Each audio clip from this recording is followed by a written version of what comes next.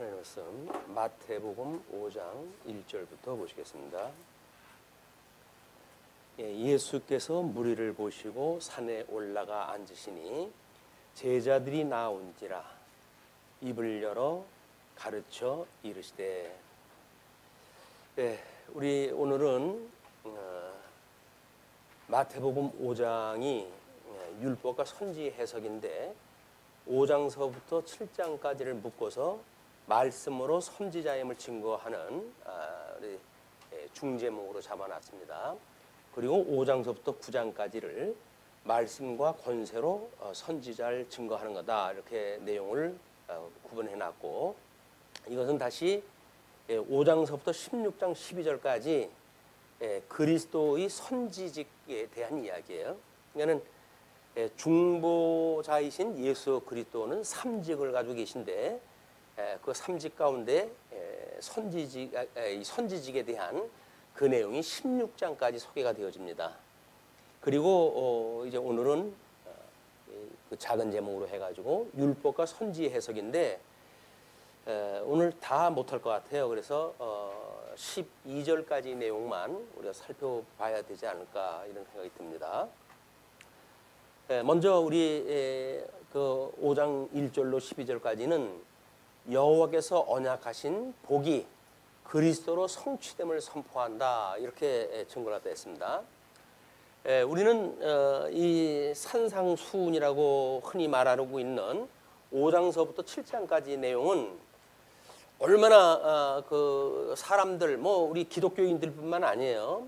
사람들한테 살아가는 아주 그 금과 옥조의 이야기라고 보통 알려져 있습니다. 그래서 우리 힌두교를 믿고 있는 인도에 그런 그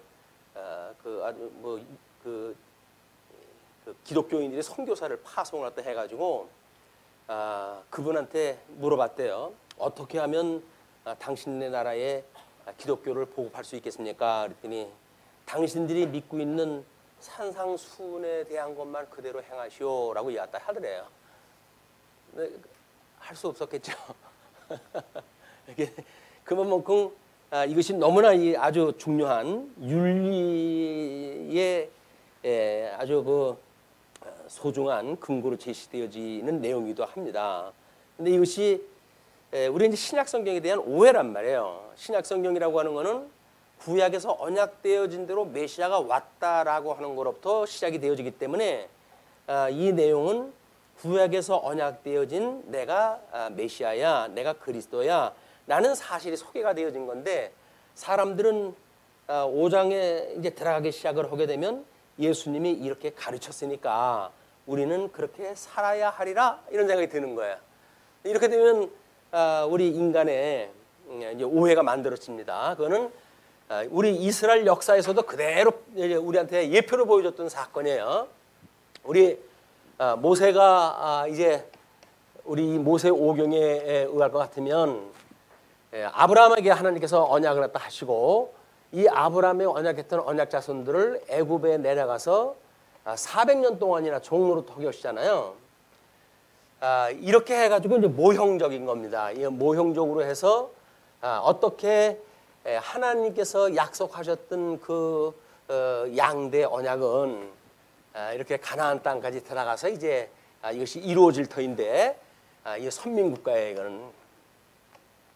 이것이 이루어질 것인데, 그 이루어지는 내용에 대한 전반적인 이야기가 시작되어지는 것이 하나님께서 애굽의 종로로 타던 이들을 불러내 가지고, 그리고 시내산에서 율법을 주십니다. 그 율법이라고 하는 것은 하나님의 절대적인 법이거든요. 이렇게 살아가라, 이제 그렇게 사람들은 이해를 했지만, 율법을 주게 되어졌듯이 이거 이제 우리 구약 성경대로 우리 예수님이 오셨잖아요. 이제 이 구약 성경 전체가 우리 메시아를 언약한 거라고 이렇게 이야기를 했어요. 이 메시아의 언약한 대로 예수님이 오셨기 때문에 예수님이 오셨던 내용도 이 구조고 같습니다. 그러니까 지금 이제 예수님이 우리는 복음서를 통해 가지고 저기는 모세 오경이라고 그러는데, 우리는 복음서를 통해 가지고 우리 실체적인, 저기는 모형이라고 한다면 실체적으로 해가지고 성취되어지는 사건인데 우리 이스라엘 백성들을 모세는 이제 시내 산에 올라가 가지고 하나님의 그 계명을 받았잖아요.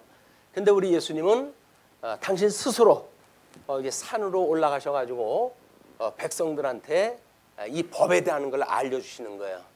이 법이라고 하는 그 이야기는 뭐 우리 예수님에 대해서는 의에 대한 이야기이기도 하고 예수님에 대한 이야기니까 어떤 걸 하나님이 좋아하시는가에 대한 그런 그 문제이기도 하고 뿐만 아니라 하나님께서 기뻐하시고 즐거워하시는 그런 거를 어떻게 우리한테 이 복 있는 자에 참여하게 하시는가에 대한 내용이기도 해요.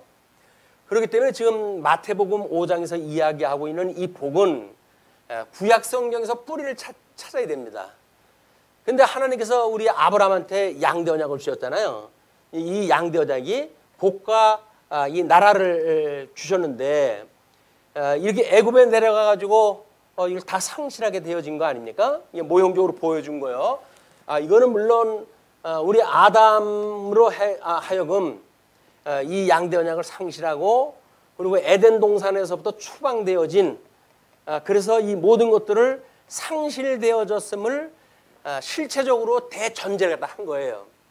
그러니까 이 아담으로부터 보여주는 이 실체적인 언약이 지금 이스라엘 백성들을 통해 가지고 모형적으로 이걸 보여준 그림이거든요. 그냥 우리 예수님은 우리 이 아브라함에게 주어졌던 모형적인 언약은 물론 이거를 내포하고 있는 아담에게 언약에 주었던 실체적인 언약을 친히 이루신 분이란 말이에요. 그러면 여기서 하나님께서는 이제 그 시내산에서 이 법을 주셨는데 뭐 우리 근본 언약으로 이야기를 하게 되면 아담을 창조하시고 하나님께서 이제 3대 언약을 뭐 이렇게 복을 주시고 그다음에 자손, 땅, 통치에 대한 언약을 했다고 이렇게 이야기를 하잖아요. 그러니까 여기서 소위 말하고 있는 이 복과 나라라고 하는 이 나라의 3대 요소를 우리가 자손 언약, 땅 언약, 통치 언약 이걸로 우리가 이제 크게 대강을 나눠 놓지요. 그러면 하나님께서 이걸 주셨다는 이야기는 뭡니까?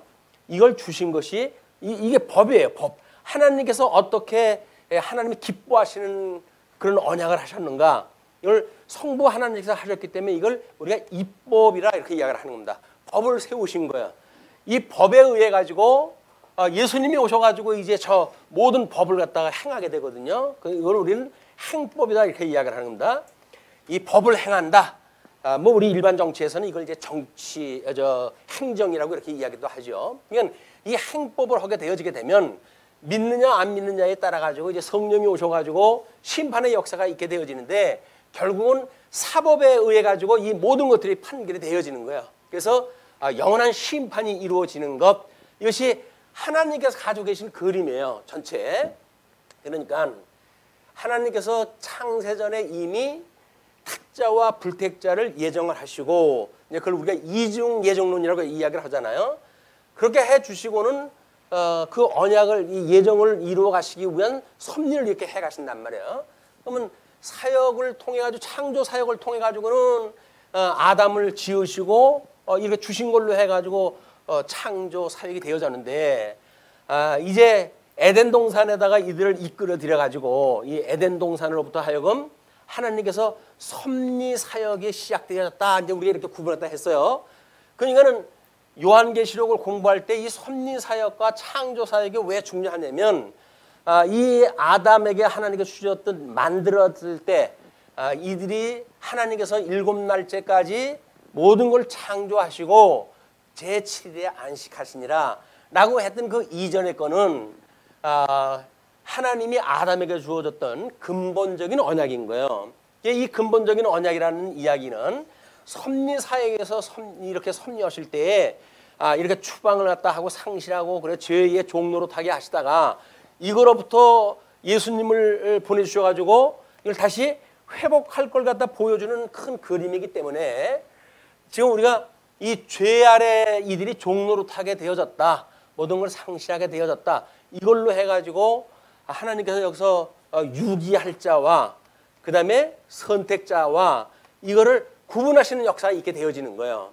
예수님은 뭐 십자가에서 못 박아 죽임을 당하심으로 해가지고 우리 모든 인류의 죄를 사해 주셨죠. 그러나 이거를 믿지 않는 자들, 성령이 오셔가지고 예수를 그리스도로 증거함에도 불구하고 이거를 불신하는 자들이 있게 되어지는 거예요. 이 불신하는 자들의 의는 사법에 의해 가지고 결국은 지옥에 갈 수밖에 없도록 하나님께서 이렇게 모든 영광을 계시려다 하셨다. 이 영광으로 계시되어진 성경을 우리가 제대로 이해를 해야 하나님이 지금 역사를 어떻게 섭리하시는지 이해를 하고 성경 어느 구절을 읽는다 하더라도 그것이 성경의 시작이 어디점에서 출발을 했는지 그걸 찾아보질 않으면 안 됩니다. 왜냐면 뭐 우리 보통 그 편집 사고라고 하는 것이 그거 아니에요? 어떤 객관적인 사건이 있는데 그를 자기가 필요한 그 뭐 어떤 사건이나 또는 뭐 거기에 대한 그 근본적인 내용이나 이런 것들을 골라 가지고 편집을 하게 되면 그게 편집이 아주 강도 같은 편집이 돼버리고 마는 거야. 우리가 뭐 논문을 쓸 적에 논문 인용을 할 때에도 그 논문 원자재의 그 원저자의 그 논문 발표를 갖다 했던 원리를 따라 가지고 이제 그 근거를 제시를 갖다 해야 되는데 전혀 다른 걸 근거를 제시를 갖다 해가지고 자기 논문의 정당성을 주장하는 사람들이 있어요. 이게 잘못되어진 겁니다. 그건 뭐 글로 남는 거니까 그렇지만 우리가 예수님을 믿는다고 했을 때 우리 신앙의 근거가 무엇인가에 대한 근거를 우리가 분명히 알아야 되는데 근거를 모르게 되면 그냥 엉뚱한 성경 구절을 가지고 그걸 가지고 그냥 우리 삶이라고 이렇게 적용을 다 하는 거예요. 뭐 자연 뭐 남의 집 이야기 할 건 없지만 이렇게 성경을 잘못 우리가 인용을 하게 되면 성경에서 말하고자 한 그런 근본 목적 취지에서 어긋나게 되어지는 삶을 살게 되어지는 것, 이것이 구약성경 백성들의 오해라고 이렇게 설명을 드렸어요. 왜냐하면 하나님께서 이들을 꺼내내서 시내산에서 계명을 주셨는데 이제 율법의 대강령인 계명을 주셨는데 사람들은 이 계명을 여기서 하나님의 법이니까 이걸 잘 지켜가지고 하나님 앞에 충성된 하나님의 백성이 돼야지, 하나님을 섬기는 하나님의 백성이 돼야지 라고 생각을 하고 열심히 살았어요.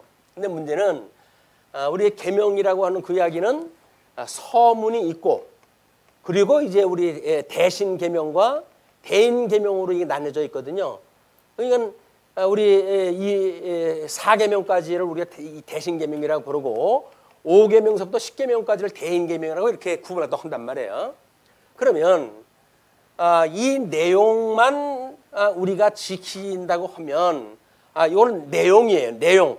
이 계명에 대한 내용을 이야기를 하는 건데 이 서문에서는 목적이 제시를 갖다 드려져요.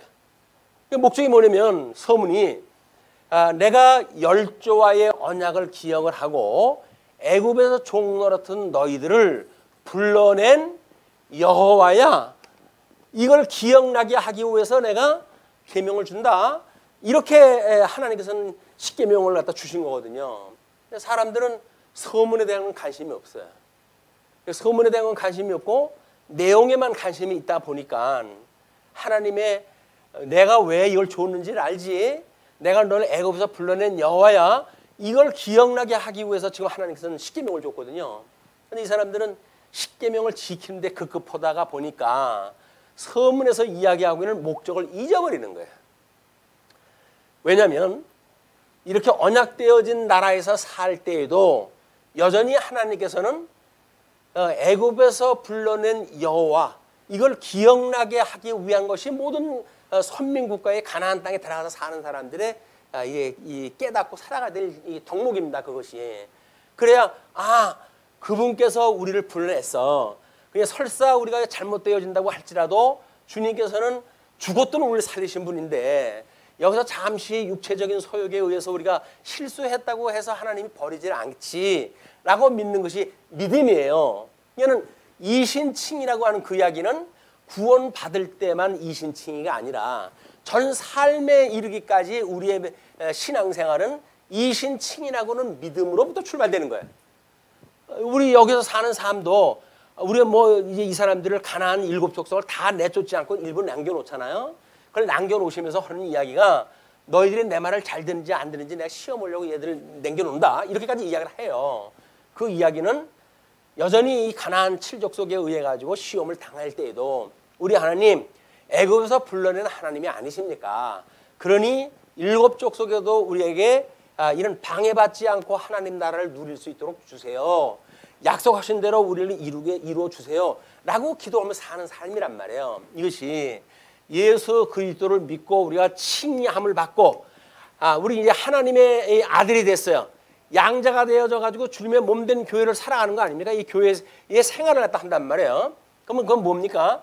양자의 삶을 살아가는 걸 우리가 성화의 과정이라고 그렇게 이야기를 하는 거예요. 그런데 이 성화의 과정을 살아가면서 우리는 이신칭의로 내가 구원받았어. 그러므로 이제는 나하고 죄하고는 상관이 없어. 라는 생각을 가지고 우리가 하나님께 우리에게 이 죄로부터 우리 자유를 갖다 주셨다고 이렇게 이야기를 했잖아요. 이걸 육체의 기회로 삼지 말라고 했음에도 불구하고 우리는 육체의 기회로 삼는 거예요, 자꾸. 그렇게 되면 육체의 기회로 삼고자 하는 사람이야 뭐 일부러 그렇게 살겠다고 작정을 한 거니까 뭐 오해의 여지가 없죠. 그러나 하나님의 뜻을 따라 잘 살고 싶은데도 불구하고 범죄 사실이 자꾸 드러나는 거예요. 그때 그러면 우리들은 어떻게 해야 되는가? 그것이 우리 주님의 이 이신칭의의 믿음을 회복하는 거예요. 우리를 뭐 오늘 성찬도 하고 그러는데 그 의미가 무엇입니까? 뭐 이거를 주보에다도 일부러 소개를 해드렸어요. 이것이 하나의 원리고 모든 성경이 말하는 것이 이거기 때문에 우리가 이거를 십자가의 도다 이렇게 이야기를 합니다. 십자가의 도. 십자가의 도는 전 성경을 압축한 액기 쓴 거예요, 이게. 그것이 바로 뭐냐면 이신칭의로 우리가 구원을 받고 그래서 왕 같은 제사장으로 살아가게 되어지는 성도의 삶. 이것이 종교 개혁자들이 그 엄청난 어두움 속에서 밝혀낸 진리의 체계란 말이에요. 주님의 몸된 교회의 교리, 그의 이 교회의 교리인데 이거의 권위가 뭐냐 이렇게 이야기를 했을 때 우리 과거의 로마 교회는 이 권위를 교황에게 주었잖아요. 그러나 아니다. 우리는 성경의 모든 권위가 있다라고 이야기가 되어진 거예요. 그러니까 우리가 성경을 공부하는 이야기는 뭐냐면 하나님의 권위가 있는 성경의 모든 근거가 있기 때문에 성경 공부를 다 하는 거예요. 뿐만 아니라 이제 우리 교리는 뭐냐? 이것이 이신칭이라고 이렇게 이야기했어요. 이신칭의 오직 믿음으로 말미암아 구원을 받는다라는 이야기거든요. 그러면 조직에 대한 게 뭐냐? 이것이 우리 중세의 로마 교회는 2층 교회를 이야기를 한다고 그랬어요. 사제 조직이 되어져 있어가지고 그러나 우리는 만인 제사장이라고 이렇게 이야기 되어진 거예요. 우리 모든 성도들이 만인 제사장이에요. 이 만인 제사장이라고 하는 그 이야기는 물론 이 만인이라고 하는 건 유럽에 있었던 그 역사적 배경 때문에 출생하는 사람들이 교회에 전부 이름을 등록하게 돼 있잖아요. 그러니까 만인이라고 쓴 거예요. 우리나라 같으면 만이라고 쓸 수가 없죠. 왜냐하면 기독교가 뭐 다 차지하고 있는 게 아니니까. 그래서 이 만인이라고 하는 그런 의미고, 이건 예수를 믿는 자마다 제사장이라는 거예요. 우리가 제사장이래요. 이것이 우리 교회를 이렇게 뭐 섬기고 신앙생활 때 해가는 중요한 조직인 거예요. 그래서 우리는 각자가 제사장이기 때문에 뭐 우리 이제 검사가 됐든 뭐 판사가 됐든 또는 국회의원이 됐든 이 법을 취급하는 사람들이 이렇게 각자가 자기가 국가에 독립되어져 있는 기관이라고 그렇게 이야기를 하잖아요. 왜냐하면 우리가 지어져가는 각자가 성전인 거예요. 우리가 지어져가는 성전인 줄 모르느냐라는 생각을 했다 해서 내가 제사장이지, 내가 예수님으로 말미암아 구원을 받았을 때 우리 주님께서 우리에게 천국 열쇠를 주신다고 그랬어. 그러면 천국 열쇠가 우리한테 주어진 거예요. 그 천국 열쇠가 뭐냐면 이렇게 말씀과 권징을 통해 가지고 하나님 나라를 들어갈 수 있는 열쇠예요. 그게. 그는 말씀을 우리가 공부하고 뭐 장로를 세워서 이제 그렇게 그 권징을 갖다 시행을 갖다 해서 잘못된 걸 바로 잡아야 될 거 아닙니까? 그렇게 해서 천국 열쇠를 우리가 주셨다라고 하는 그 이야기는 그걸 가지고 내 양을 먹이고 내 양을 치고, 그러니까 이런 그 먹인다고 하는 거는 성경에 대한 이야기고, 그 다음에 치라라고 하는 이야기는 권징에 대한 이야기란 말이에요. 권징. 이 두 가지가 하나님 나라 들어갈 수 있는 열쇠인 거예요. 그냥 주님의 몸된 교회에 권징이 없으면 말이 안 되는 겁니다. 우리는 워낙 뭐 말씀으로 해가지고 권징을 받는다고 생각이 하니까, 전제가 됐으니까 별로 교회법에 의해서 잘못되어진 거 뭐 또는 일상적인 삶에 대한 것, 이런 것들에 오해가 많아요. 별로 이 권징에 대한 의미를 두지 않는단 말이에요. 그러나 이 권징은 매우 중요하다. 장로님이 없으니까 장로님들이 세워지게 되면 이분들이 전부 일일이 생활을 돌아보고, 성도님 이러면 안 되는 겁니다, 우리 믿음의 생활은 이렇게 해야 되는 겁니다 라고 지도가 되어질 텐데, 우리는 장로님들이 안 계시잖아요. 이게 우리 어른이 없는 교회의 아픔인 거예요. 어른이 없는 교회의 아픔, 지도가 이 말빨이 안 막히는 거예요. 이게 성령의 감동을 갖다 해가지고 목사가 성경 강론을 갖다 했을 때 이런 은혜를 깨닫게 되면, 이걸 말씀으로 하되 은혜를 깨닫게 되어지게 되면 얼마나 좋겠습니까? 많은 우리가 어린 자도 있고 하기 때문에 잘 안 되잖아요. 그러면 어린 자는 일일이 예시를 들어가지고 가르쳐 주는 수밖에 없는 거예요.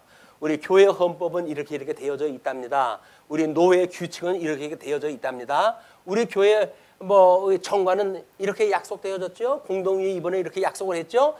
라고 하는 거를 일일이 이렇게 조목조목 따져가지고 알려줘야 되는데, 알려줄 만한 어른들이 없는 거예요. 그래서 이제 뭐 권사님을 우리가 선출해가지고 그분들로 하여금 치양회라고 하는 임시적인 이야기예요. 치양회를 통해 가지고 이 일을 갖다 하려고 그러는데 만만치는 않습니다. 이게 우리 주님의 몸된 교회 그 일이란 말이에요. 자, 그러면 지금 우리 예수님은 오셔가지고 우리 4장까지 공부했을 때 모든 성경이 나에 대하여 응하게 하려고 어디에서 뭐 쫓겨갔고, 뭐는 이사를 가게 되어졌거나 또는 뭐 도망을 갔거나, 모든 것들이 성경을 응하게 하신다고 하는 사건을 소개했다 했어요. 그 중에 우리 이제 마지막에 보시게 되면 4장 우리 몇 절에 이게 나옵니까? 4장 그 성경이 응하게 하셨느니라 이렇게 이야기를 하죠. 우리들이 그렇게 하심은 성경이 응하게 하시려고 그랬다.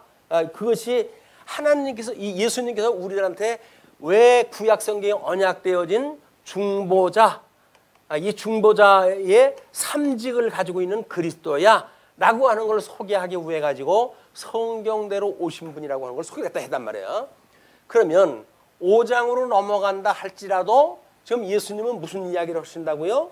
구약 성경에 언약되어진 이제 당신의 중보자의 삼직으로서, 뭐 이것은 복에 대한 것이 나오니까 이 복 있는 자, 복이 있는 자가 누구냐에 대한 설명이겠죠. 이걸 이제 우리가 오해를 하게 되면, 우리가 마음이 가난한, 심령이 가난하면 복이 있어. 그래서 오늘 복 있는 자가 되려고 스스로 심령을 가난하게 하려고 애를 써요. 이렇게 되면 심령이 가난한 자가 뭐 자기 마음대로 할 수 있는 것도 아니겠지만, 그렇게 되어진다고 해도 복 있는 자가 될까요? 이런 오해가 만들어진단 말이에요. 이런 원인과 결과가 뒤집어지면 우리는 엉뚱한 고생만 하는 거예요. 예수님을 믿지 못하고 엉뚱한 일을 하다가 그냥 이제 육신을 벗고 가게 되어진단 말이에요.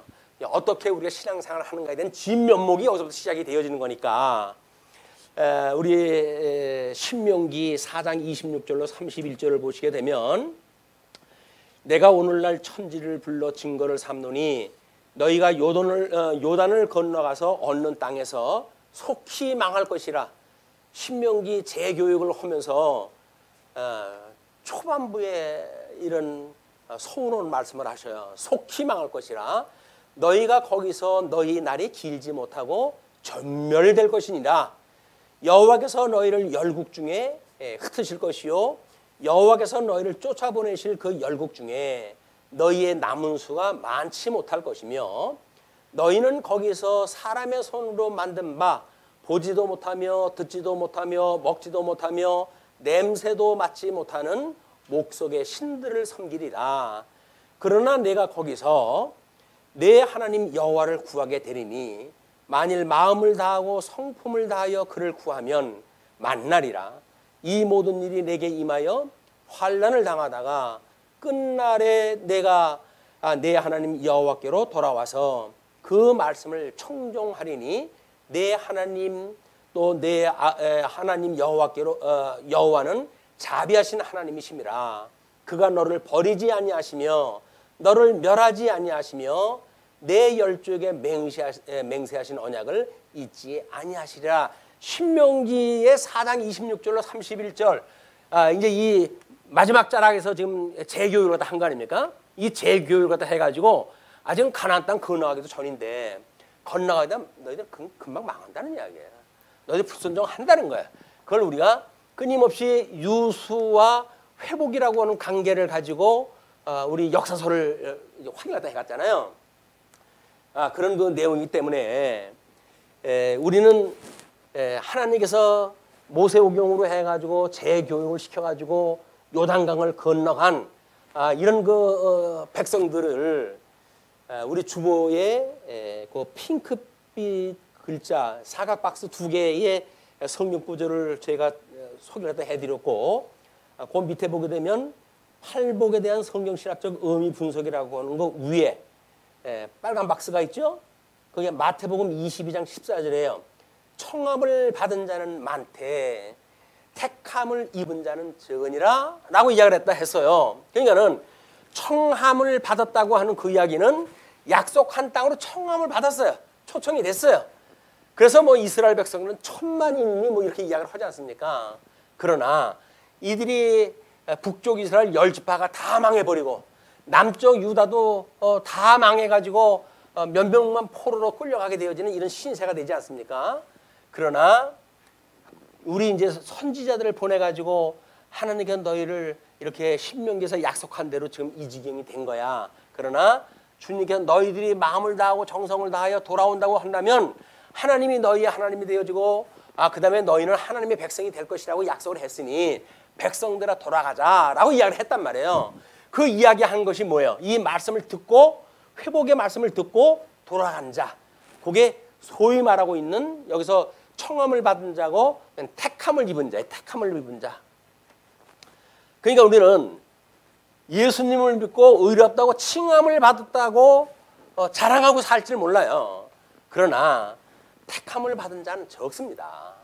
교회 다닌다고 해서 다 택함 받은 백성이 아닌 거예요. 그러니까 구약 성경에서는 이 청함을 받은 자는 많되 택함이 받은 자는 적다라고 하면서 여기 남은 자의 예를 드신 거예요. 남은 자. 이 남은 자는 소수예요. 소수. 신약 성경 우리 요한계시록을 배울 때는 뭐라고 그래요? 청함을 받은 자, 뭐 교회 생활을 전부 했던 자들은 아닙니까? 우리 뭐 거기에 에베소 지역의 7교회 교회를 갖다 가지고 이야기를 하잖아요. 거기서 이기는 자를 제외해 놓고는 다 망한다 그 이야기예요. 그럼 이 이긴 자가 누구예요? 이기는 자가 예수 그리스도를 끝까지 믿는 자. 우리가 성화 과정에서도 끊임없이 우리 하나님이 좋아하시는 뜻이 무엇인가를 분별하고 설사 우리가 잘못된 일이 우리 스스로 발견이 되든 이렇게 될 때 우리는 끊임없이 우리 주님이 우리를 구원하셨기 때문에 누구도 나를 하나님의 사랑으로부터 끊을 자가 없는 거야 라고는 확신을 가지고 믿는 사람을 이기는 자라고 그러는 거예요. 아유 내가 예수님을 그렇게 열심히 믿고 싶었는데 그러질 못해가지고 나는 망하는가 보다 이러는 사람은 믿지 않는 사람인 거예요. 믿는다는 이야기는 죽을 때까지 가도 믿어야 되는 거예요. 믿음이 있으니까. 아유 나는 이거 뭐 몹쓸 죄를 갖다 졌는데요 라고 이야기하다 하십니까? 그건 우리 이제 그 선지자의 내용을 소개할 때 보게 되면 죄의 본질이 뭔지를 갖다 전부 소개할 때 해드려요. 우리는 눈에 보이는 걸 가지고 죄인이 어쩌니 이렇게 이야기하다 하는데 그게 아니다. 우리 본질이 무엇인가를 들여다봐야 우리가 얼마나 사악하고 하나님의 은혜가 아니면 도저히 여자 단순간도 우리가 존재할 수가 없구나. 이런 은혜를 깨닫게 되어지는 거야. 끊임없이 예수님만 바라보고 예수님의 은혜를 구하고 그렇게 살아가는 게 성도들의 삶이다. 마치 내가 무슨 구원을 받아가지고 어디 우뚝 서 있는 것처럼 착각을 한다면 그건 오해예요. 예수님을 믿는다는 이야기는 영원한 믿음이기 때문에 그냥 영원한 믿음이지 그것이 뭐 섰다 이루었다라고는 과거형으로 끝나지는 않습니다. 이것이 이제 우리 구원의 역사란 말이에요. 자 그러면 그렇게 해가지고 지금 이걸 보여주기 위해 시내산에 올라가가지고 하나님의 말씀을 받은 것처럼 예수님이 친히 산에 오르셔가지고 입을 열어가지고 입을 연다는 이야기는 구약 성경에 선지자들이 하나님의 말씀을 대언했을 때 그거를 그때 당시에 표현했던 용어를 그대로 끌어다가 이제 마태가 사용했다 하는 겁니다. 그러면서 그 입을 열어서 가르쳤어요. 이제서부터는 한 절 한 절 보시면 되는 거예요. 자, 보십시오. 3절.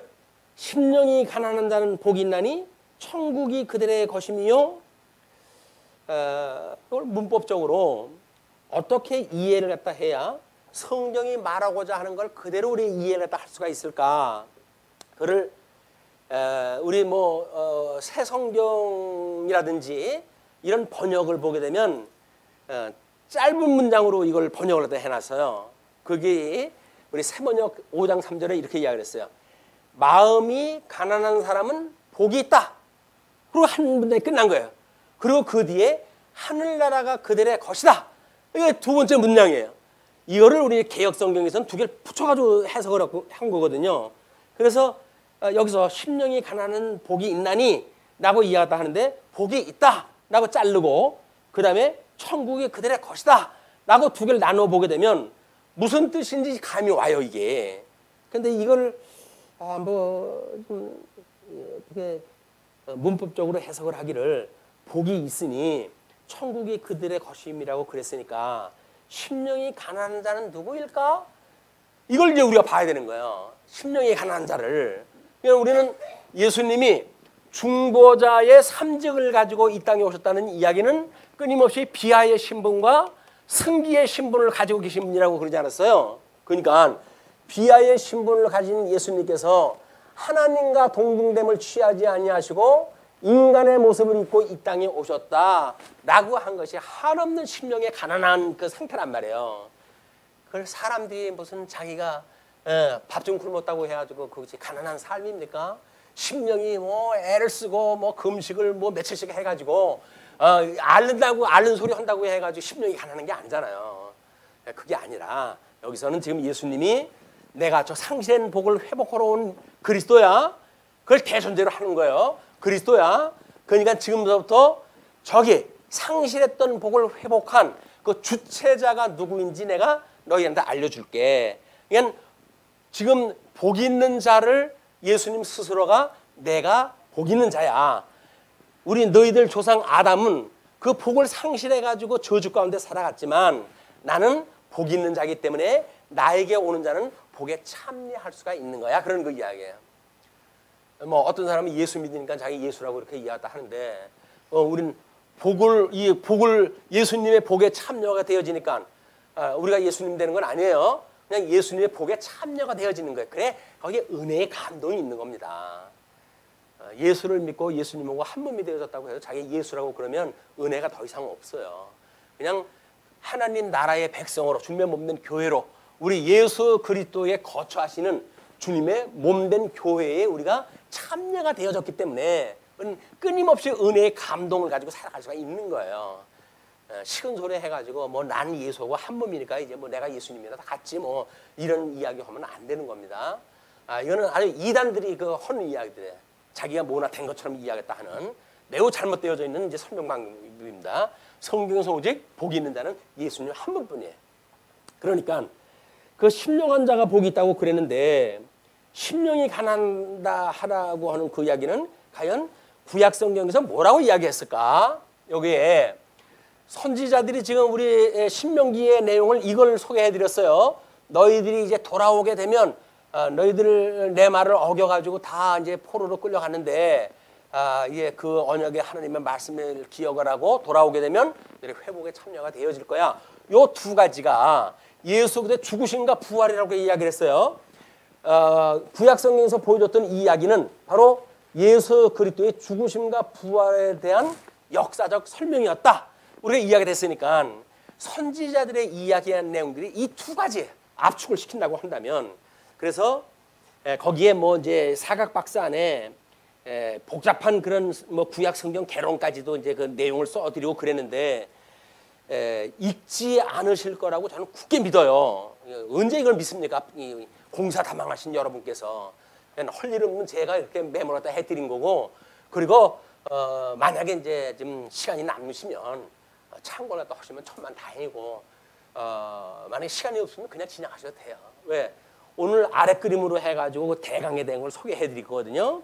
자, 심령이 가난한 자는 복이 있고 천국이 그들의 것이라고 그러는데, 그거는 이사야서 66장 2절 말씀의 그 내용처럼 우리가 회심과 천국에 대한 하나님의 나라에 다시 회복되어지는 그 내용을 소개한 걸로 되어져 있다. 거기에 회심과 천국에 대한 이야기예요. 물론 예수님이 당신이 복 있는 자이기 때문에 이 복음서에서 복 있는 자로 해서 선언이 됐잖아요. 그러면 주님의 몸된 교회에 참여하는 성도는 예수님의 형상을 닮아갑니까? 안 닮아갑니까? 닮아갈 수밖에 없잖아요. 닮아가는 사람이 그러면 복 있는 예수님의 모습을 어떻게 닮아갈까? 이것이 서신서에 기록되어져 있는 성도들의 이런 아름다운 삶을 권면했던 내용들, 이 복 있는 자가 살아가는 이 이야기들을 소개하다 한 거예요. 우리 이제 본문은 없지만 우리 고린도후서 8장 9절을 보시게 되면, 우리 주 예수 그리스도의 은혜를 너희가 알거니와 부유하신 이로서 너희를 위하여 가난하게 되심은 그의 가난함으로 말미암아 너희를 부유하게 하려 하심이라. 부유하셨던 예수님 우리를 위해 가지고 가난해지셨단 말이에요. 그것이 예수 그때의 심령이 가난해진 거란 말이에요. 그래서 그 예수님의 그런 사역 때문에 우리가 복 있는 자가 되어졌고 복에 참여한 자가 되어졌다. 그래서 우리 성도를 복 있는 자라고 이야기를 하는 거예요.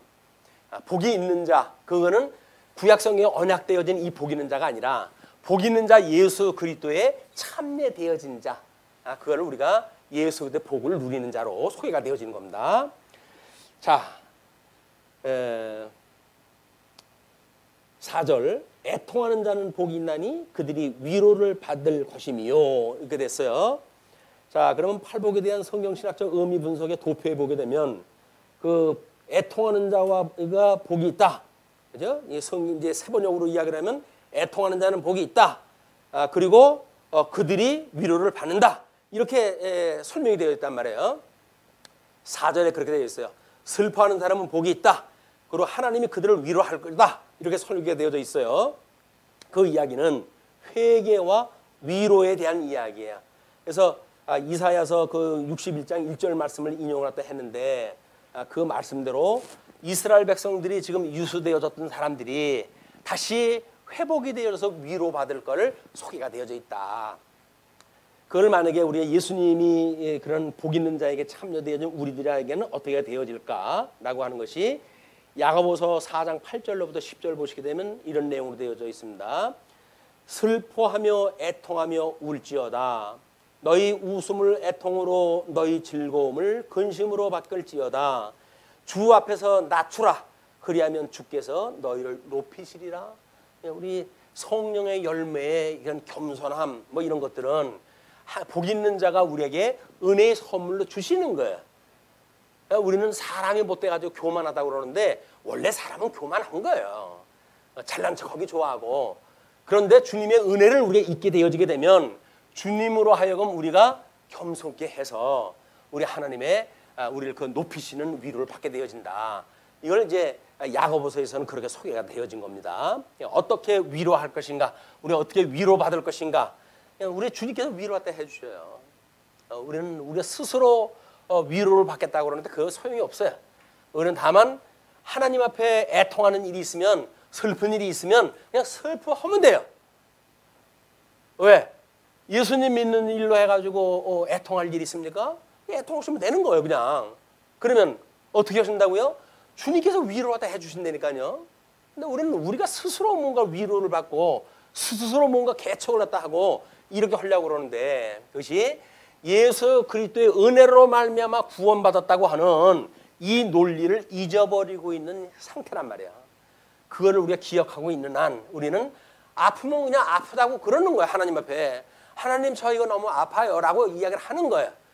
뭐 그리고 그 성경적 근거를 제시하려면 주님께서 위로해 주신다고 그랬는데 저한테는 지금 위로가 필요하답니다 주님 라고 하면 되는 거예요.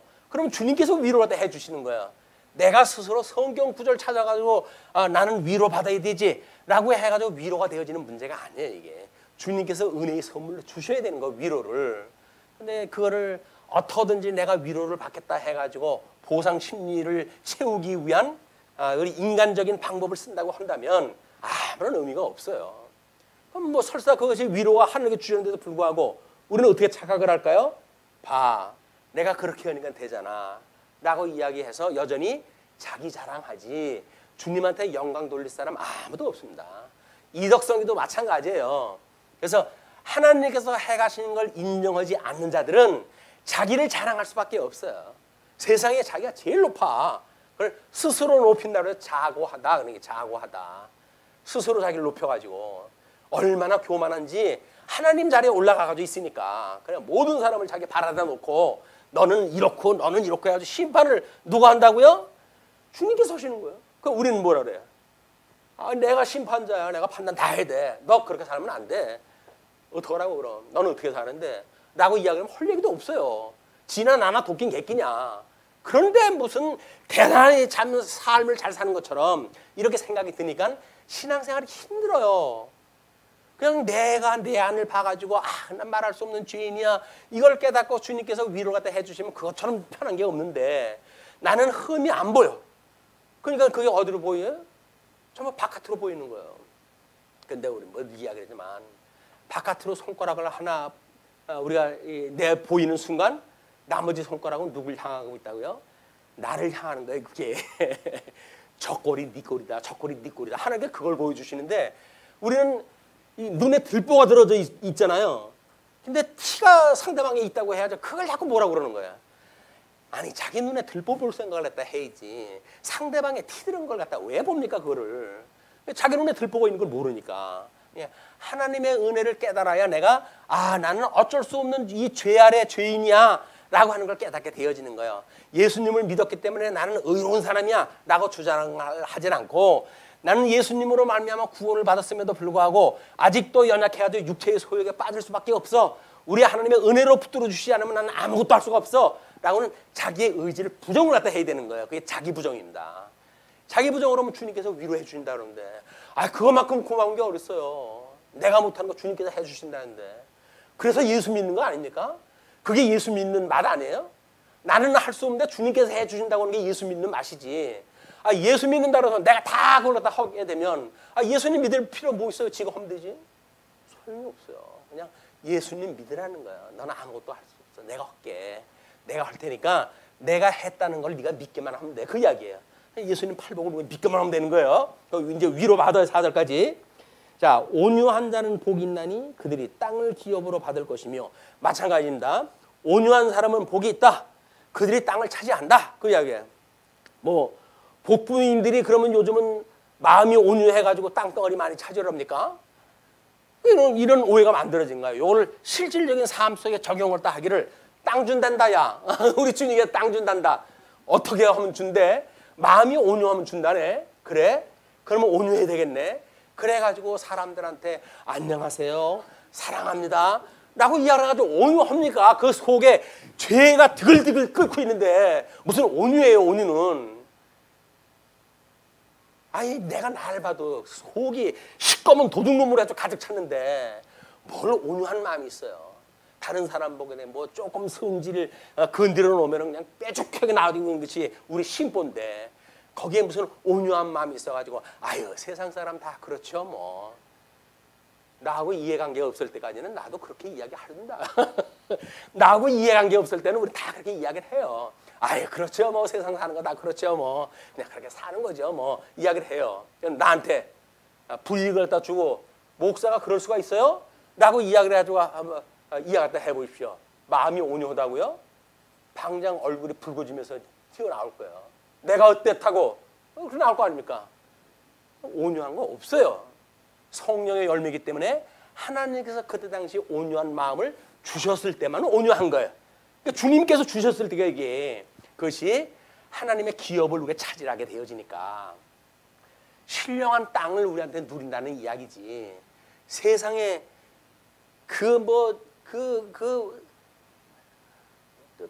땅 한 평 없는 사람이 이런 이야기 하게 되면 이 땅도 없으니까 이야기를 이제 땅 이 세상에 있는 땅 이야기 하는 거 아니에요. 하나님 나라, 하나님 나라. 신령한 하나님 나라의 이 땅을 회복한다. 가나안 땅을 회복한다. 그 이야기입니다. 자, 6절에요.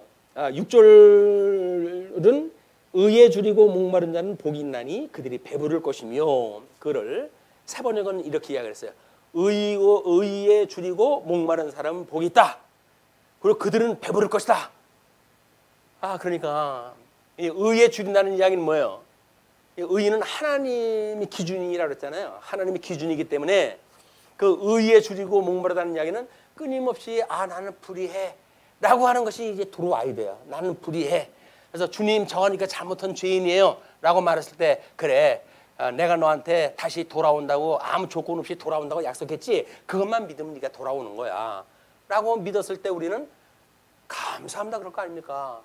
거저 우리를 갖다 준다는데 뭘 그걸 뻗팅길 게 뭐가 있어요. 내가 너 거저 줄게. 거저 준대 조건 없이. 그러면 아유 주님 감사합니다. 어떻게 저한테 염치 없이 이렇게 이런 걸 주십니까? 해야 될 텐데 주는 게 당연한 거야. 저 택한 백성이라면요, 근데 이렇게 야박하게 하실 수 있어요? 라고 이해하다 하니까 의에 주는 것이 아니라 의에 배가 부른 거야. 넌 하나님으로 말미암아 이제 의로워졌어 라고 하니까 배가 불러가지고 실질적으로 배부른 배가 고픈 그런 상태가 아닌 거예요. 우리가 배가 고팠을 때, 의에 줄이고 목말랐을 때 하나님께서 우리들에게 이제 그들로 하여금 배를 부르게 하셔준다.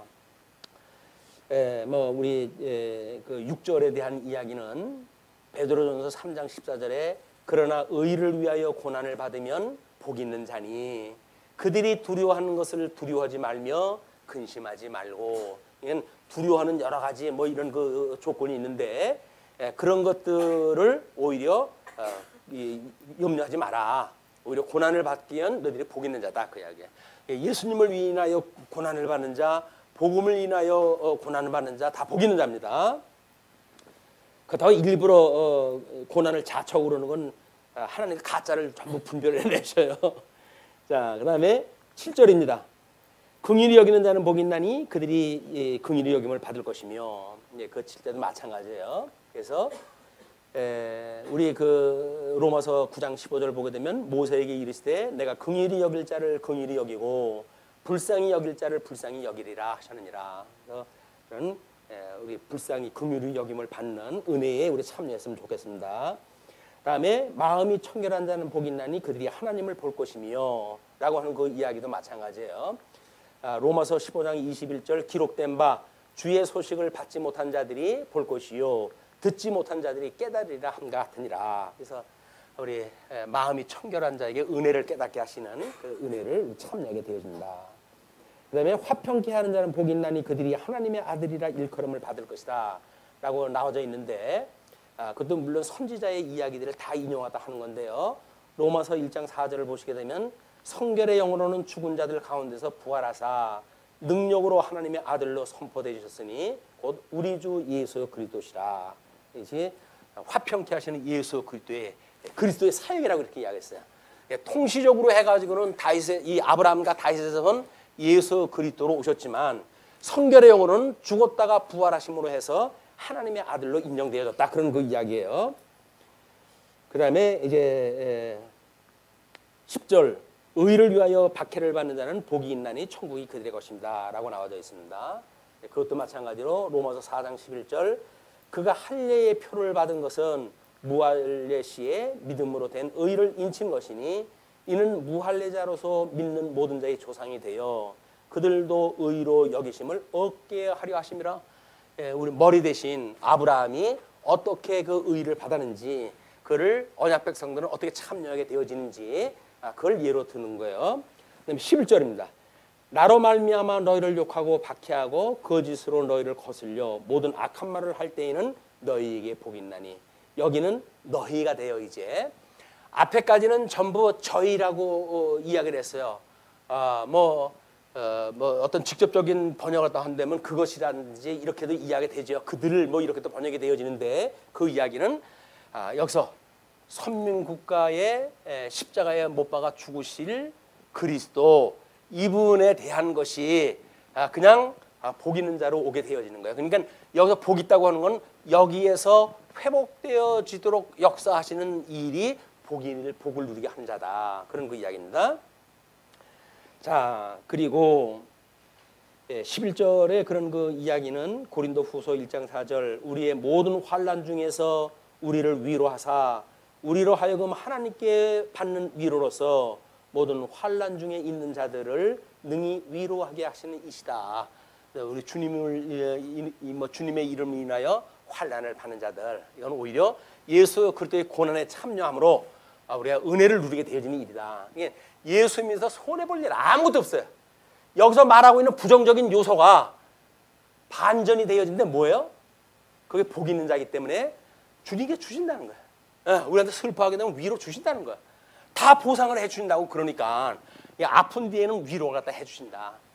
예수님이 죽으신 뒤에 부활하심을 갖다 보여주는 예표적인 사건이란 말이에요. 성도들의 삶은 걱정하실 것이 없어요. 배가 고프십니까? 주님께서 배부르시게 하실 거예요. 뭔가 애통한 바가 있습니까? 염려하지 마세요. 주님께서 우리를 그 애통한 자들로 하여금 땅을 누리고 살게 하실 겁니다. 우리가 하나님 앞에 슬퍼하십니까? 슬퍼하세요. 주님께서 위로해 주실 거예요. 우리 눈물 다 씻겨주시고 슬퍼하시면 위로해 주실 거니까 슬픈 거 내가 믿음 있는 사람이 이걸로 슬퍼할까 하면 될까? 염려할 거 없어요. 슬프면 그냥 슬퍼하시면 돼요. 12절입니다. 기뻐하고 즐거워하라. 하늘에서 너희의 상이 큼이라. 너희 전에 있던 선지자들도 이같이 박해하였느니라. 구약 성경의 모든 이런 사실을 증거했던 선지자들, 우리 우리 아담의 그 아들, 그 가인과 아벨이라고 하는 두 아들 중에 그 아벨로부터 바가랴의 아들 스가랴에 이르기까지 모든 선지자들이 전부 이 고난을 당했어요. 그러나 우리 예수님을 예표한 자들이기 때문에 그들은 다 회복이 되어서 은혜를 누리고 살게 되어진 천국 백성들이다. 그걸 지금 이야기를 하는 겁니다. 그럼 우리들도 염려 없어요. 이제 예수님으로 말미암아 구원을 받았어요. 그리고 예수님을 믿으면서 이 성호의 가정을 살면서 이런 신앙생활 문제 때문에 고민할 때가 많아요. 내가 이건 믿는 사람이 이렇게 살아도 될까, 저렇게 살아도 될까라고 하는 애통할 때가 있고, 슬플 때가 있고, 그래요. 그럼에도 불구하고 염려하지 말라는 거예요. 당신이 다 위로해 주시겠대요. 그 위로가 우리 삼일체 하나님의 그 놀라우신 위로가 오늘 말씀 듣는 모든 성도님들을 위해 영원토록 함께 하셨으면 좋겠습니다. 주님의 위로만 있으면 돼요. 세상에 우리 위로할 사람 누가 있습니까? 우리 예수님이 우리 위로하면 되지. 우리 신랑 되신 예수님 믿고 행복하게 사십시다. 기도하시죠.